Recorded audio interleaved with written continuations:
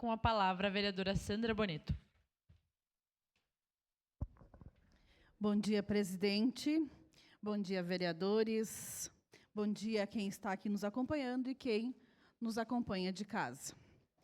No dia 28 de novembro, sexta-feira, às 4 horas da manhã, as comunidades de Nossa Senhora do Loreto, São Valentim, São Cristóvão do Cerro da Glória, Santo Antônio do Cerro da Glória, foram acometidas pelo forte granizo. Lá, naquela madrugada, muitas comunidades perderam tudo. Perderam o trabalho de um ano.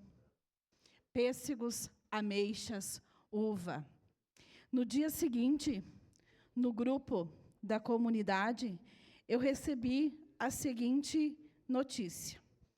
Vereadora, novamente tivemos granizo aqui. E aí eu pedi, vocês precisam de alguma coisa?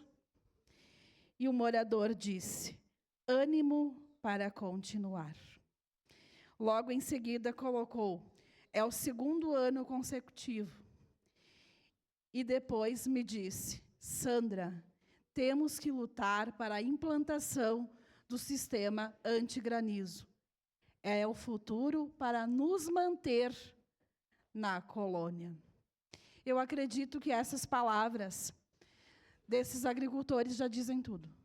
A gente precisa urgentemente fazer a implantação desse sistema. Então, eu queria parabenizar o nosso amigo Bortola, vereador, pela iniciativa dessa moção. Também agradecer a meu amigo Michel por ter escrito a moção, porque é muito importante que a gente possa dar voz a esses agricultores que perderam tudo e que precisam, sim, de ânimo para continuar, porque por 2 vezes consecutivas perderam tudo. Tudo.